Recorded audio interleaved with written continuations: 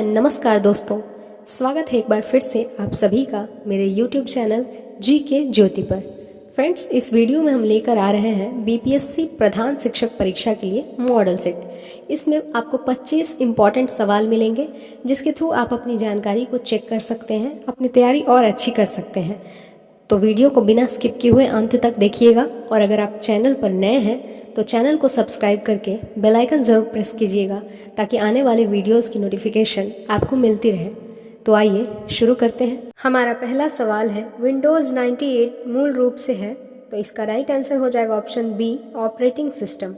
Windows 98 codenamed Memphis Microsoft द्वारा निर्मित एक ग्राफिकल ऑपरेटिंग सिस्टम है।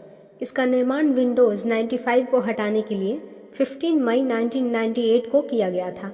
यह अपने प्रेसिडेसर की तरह एक 16 बिट बाई 32 बिट का MS-DOS बेस्ड बूट स्टेज के साथ एक हाइब्रिड मोनोलिथिक प्रोडक्ट है।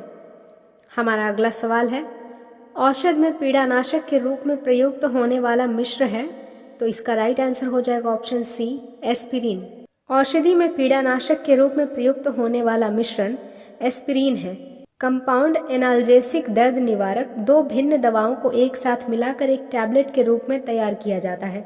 इसमें विशिष्ट प्रकार की दवाएं जैसे पैरासीटामोल, एस्पिरिन, कोडीन या डिहाइड्रोक्लोराइड को शामिल किया जाता है। हमारा अगला सवाल है, निम्नलिखित समितियों में से किस समिति ने भारत में वित्तीय क्षेत्र सुधारों की जांच की ओर सुझाव दिए? तो इसका राइट आंसर हो जाएगा ऑप्शन सी, नरसिम्हम समिति। भारत सरकार ने बैंकिंग एवं वित्तीय प्रणाली की विद्यमान संरचना तथा उसके अवयवों के आलोचनात्मक विवेचन के लिए भारतीय रिजर्व बैंक के भूतपूर्व गवर्नर एम नरसिम्हम की अध्यक्षता में 9 सदस्यीय समिति का अगस्त 1991 में गठन किया था।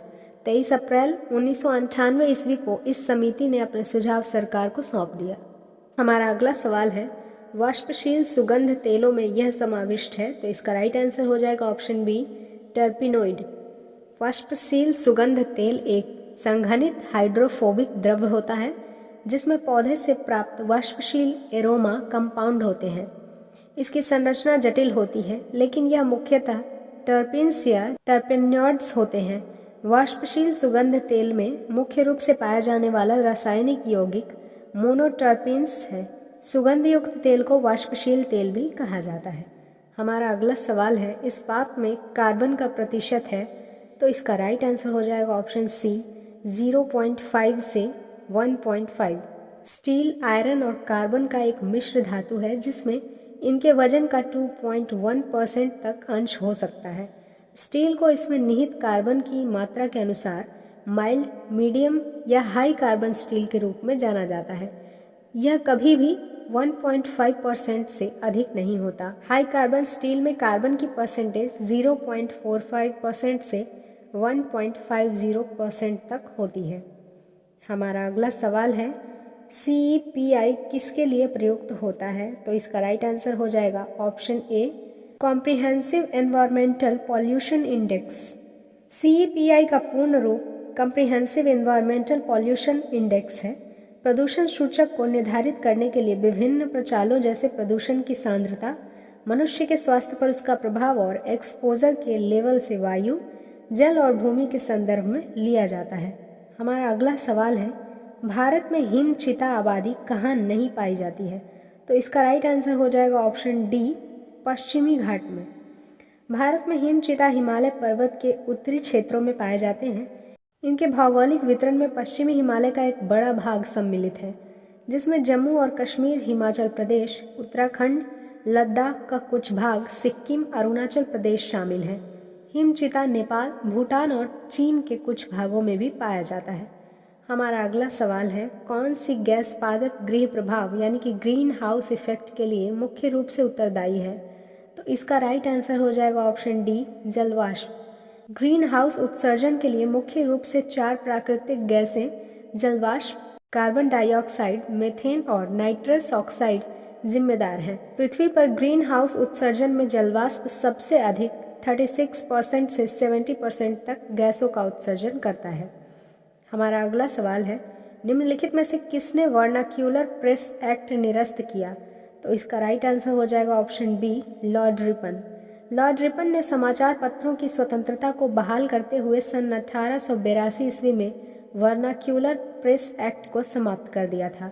इसने सिविल सेवा में प्रवेश की आयु को 19 वर्ष से बढ़ाकर 21 वर्ष कर दिया तथा स्थानीय स्वशासन की शुरुआत की। हमारा अगला सवाल है, निम्नलिखित में से कौन सा एक राष्ट्रीय अवकाश नहीं है? तो इसका राइट आंसर हो जाएगा ऑप्शन डी 25 दिसंबर। 2 अक्टूबर को गांधी जयंती यानी कि महात्मा गांधी का जन्मदिन के रूप में आयोजित किया जाता है। 26 जनवरी का आयोजन गणतंत्र दिवस के रूप में, जबकि 15 अगस्त को स्वतंत्रता दिवस के रूप में आयोजित किया गया है। जीसस क्राइस्ट के जन्मदिन के रूप में क्रिसमस एक वार्षिक स्मरण उत्सव है जो व्यापक रूप से सांस्कृतिक अवकाश के रूप में 25 दिसंबर को मनाया जाता है। यह एक राष्ट्रीय अवकाश नहीं है। हमारा अगला सवाल है, सूर्य की किरणें भारत में कहाँ से विदा होती हैं? तो इसका राइट आंसर हो जाएगा ऑप्शन ए गुजरात। चूँकि अरुणाचल प्रदेश भारत का सबसे पूर्वी स्थल है, अतः यह सर्वप्रथम सूर्य की किरणें प्राप्त करता है। गुजरात भारत का सबसे पश्चिमी स्थल है, अतः सूर्य की किरणें भारत में यहीं से विदा होती हैं। हमारा अगला सवाल है, निम्नलिखित में से यूरिया को उत्पादित करने के लिए कौन अभिक्रिया करता है? तो इसका राइट आंसर हो जाएगा option B carbon dioxide plus ammonia. उद्योग में उपयोग के लिए यूरिया का उत्पादन संश्लेषित अमोनिया और कार्बन डाइऑक्साइड से किया जाता है। यह प्रक्रिया 2 मुख्य साम्य प्रक्रियाओं पर आधारित है। पहला है अमोनिया कार्बोनेट को बनाने के लिए द्रव अमोनिया को गैसीय कार्बन डाइऑक्साइड के साथ तीव्र एक्सोथर्मिक प्रक्रिया, और दूसरा है यूरिया कन्वर्सन, यूरिया और जल में अमोनिया कार्बोनेट का मंद इंडोथर्मिक डिकम्पोजिशन। हमारा अगला सवाल है, ऐसी महिला जो दूसरे के लिए बच्चा पैदा करने हेतु अपना गर्भाशय किराए पर देती है क्या कहलाती है?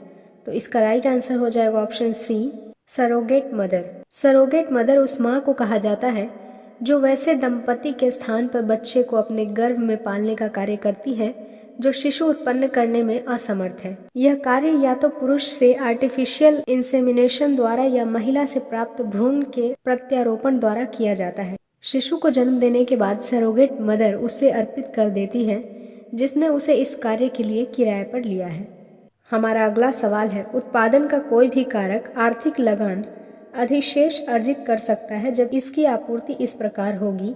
तो इसका राइट आंसर हो जाएगा ऑप्शन बी पूर्ण बेलोच। लगान से तात्पर्य राजस्व से है जो भूमि या अन्य प्राकृतिक संसाधन की निश्चित पूर्ति करने के बदले में प्राप्त की जाती है। अर्थशास्त्रियों के अनुसार पूर्ति पूर्णतः अप्रत्यास्थ होती है। पूर्ति के पूर्णतया अप्रत्यास्थ होने के कारण पूर्ति की मात्रा आय पर निर्भर नहीं रहती, क्योंकि संसाधन स्वयं आय उत्पन्न कर सकते हैं। हमारा अगला सवाल है, उदारतावाद, निजीकरण और सार्वभौमिकरण किसके उद्देश्य हैं?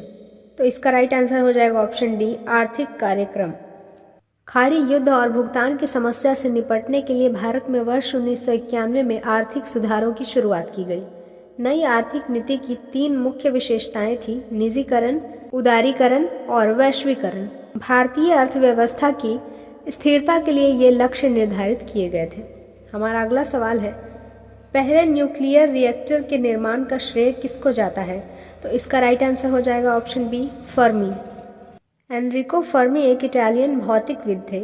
ये शिकागो पाइल 1 प्रथम न्यूक्लियर रिएक्टर, क्वांटम सिद्धांत का विकास, न्यूक्लियर और पार्टिकल फिजिक्स तथा स्टैटिस्टिकल मैकेनिक्स के क्षेत्र में उत्कृष्ट योगदान के लिए जाने जाते हैं। हमारा अगला सवाल है, सबसे प्रारंभिक वर्तमान बौद्ध स्तूप यहाँ से आते हैं। तो इसका राइट आंसर हो जाएगा ऑप्शन ए सांची। सांची सबसे पुराना पूजा स्थल है जो अभी भी अस्तित्व में है। सांची स्थल के पास अनेक बौद्ध स्मारक, एकाश्मक स्तंभ, भवन, मंदिर और मठ निर्मित हैं। इनमें से अधिकांश दूसरी और पहली सदी ईसा पूर्व की है। 12वीं शताब्दी तक यह भारत में बौद्ध धर्म का एक प्रमुख केंद्र था। हमारा अगला सवाल है, रविंद्रनाथ टैगोर द्वारा लिखित कहानी का नाम बताइए। तो इसका राइट आंसर हो जाएगा ऑप्शन डी काबुलीवाला। रविंद्रनाथ टैगोर द्वारा रचित काबुलीवाला एक लघु कहानी है। यह काबुल के एक अप्रवासी व्यापारी की कथा है जो कोलकाता में एक छोटी लड़की के साथ मित्रता करता है। यह गहरी मानवीय रिश्तों की समझ तथा विश्व के एक गूढ़ वास्तविक सोच पर आधारित कहानी है। हमारा अगला सवाल है, निम्नलिखित में से कौन सा सही नहीं है? तो इसका राइट आंसर हो जाएगा option D PIL public introduced litigation.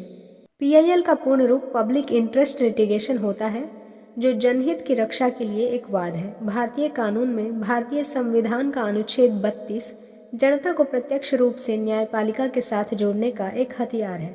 एक PIL को न्यायालय स्वयं न्यायालय में ला सकता है या इसे अन्य व्यक्तियों तथा स्वैच्छिक संगठनों द्वारा न्यायालय में प्रस्तुत किया जा सकता है। हमारा अगला सवाल है, भांगड़ा कहाँ का लोकप्रिय लोक नृत्य है? तो इसका राइट आंसर हो जाएगा ऑप्शन सी, पंजाब। भांगड़ा कई प्रकार के नृत्यों के लिए प्रयुक्त होता है, जिसकी उत्पत्ति भारतीय उपमहाद्वीप के पंजाब क्षेत्र में हुई है। यह नृत्य ढोल के साथ संगीत, लोकगीत और चिमटा पर आधारित है। नृत्य के साथ गाए जाने वाले गीत छोटे दोहे होते हैं, जिन्हें पंजाबी भाषा में लिखा जाता है। इसे बोली कहते हैं। हमारा अगला सवाल है, भारतीय संविधान में अवशिष्ट शक्तियाँ किसको सौंपी गई हैं? तो इसका राइट आंसर हो जाएगा ऑप्शन ए, केवल संघ संसद को। संविधान की धारा 248 अवशिष्ट शक्तियों से संबंधित है। अवशिष्ट शक्तियाँ वे शक्तियाँ हैं जिनका वर्णन संघ सूची, राज्य सूची और समवर्ती सूची तीनों में से किसी में भी नहीं किया गया है। यह न्यायालय द्वारा निर्धारित किया जाता है कि किसी विषय को अवशिष्ट शक्तियों में शामिल किया जाए या नहीं। हमारा अगला सवाल है, आधारित लोकतंत्र किससे संबंधित है? तो इसका राइट आंसर हो जाएगा ऑप्शन डी, उपयुक्त सभी। आधारित यानी कि बुनियादी लोकतंत्र एक ऐसी प्रवृत्ति है जिसका उद्देश्य राजनीतिक प्रक्रिया में सामान्य लोगों को राजनीतिक और आर्थिक समूह के निर्माण करने की स्वतंत्रता प्रदान करना है। ये समूह केंद्र की राजनीतिक गतिविधियों पर ध्यान केंद्रित करने के बजाय स्थानीय स्तर पर समाज या सामान्य लोगों की समस्याओं पर ध्यान केंद्रित करते हैं।